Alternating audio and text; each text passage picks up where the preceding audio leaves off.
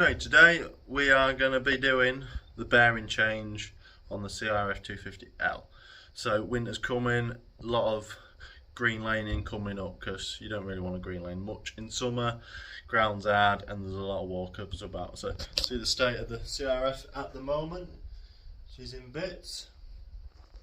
Got a new Acerbis 3 litre, not 3 litre, 13.5 litre petrol tank.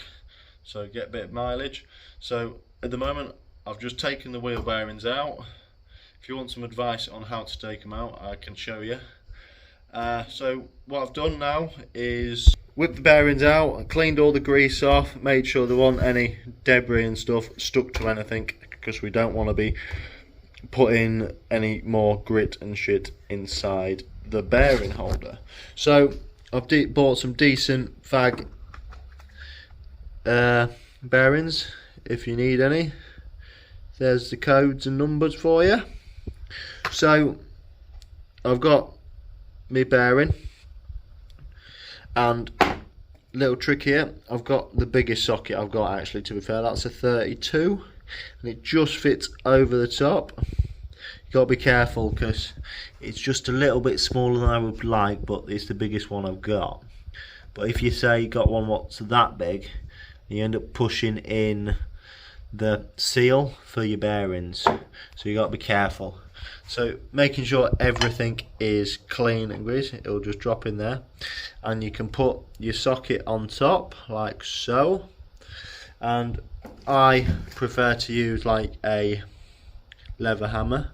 Now I'll probably do this off camera because I want to hold that just off from the plastic seal.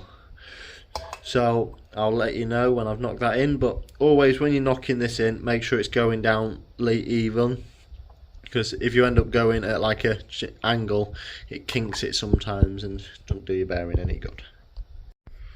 So as you can see, this first bearing is pushed in.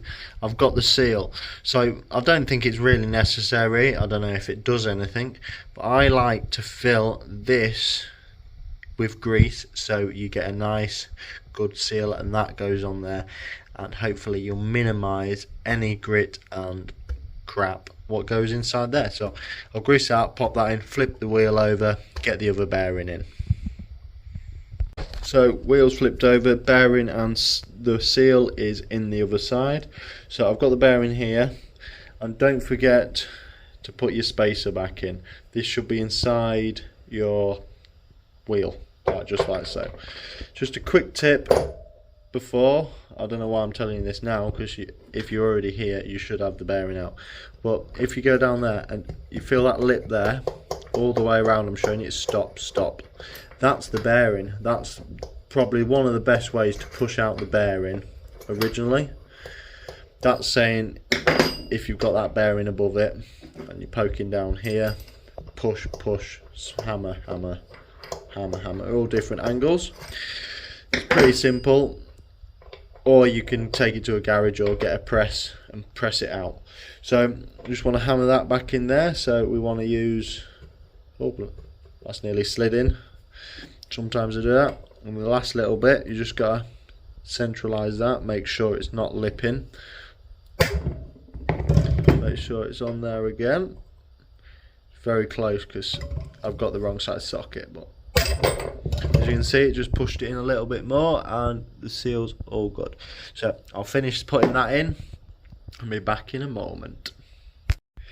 So bearings hammered in until it stops, and then all you need to do is put your seal over the top to stop any grime and crap getting in, and it's as easy as that. Like I said earlier, I do like putting a little bit of grease in there. I've got a bit of high temperature bearing grease, so that's what you really want to be putting in there, but anything's better than nothing. And then you put your ABS sensor back on like so. So that's about it. Thank you for watching. I might do a video on putting the tank in, but I don't think anyone's that bothered by it because loads of people have done it. So the CRF is coming along. I've got some new tyres, if you want to see. this front tyre has seen better days, hasn't it? So thank you for watching, and we'll see you in the next one.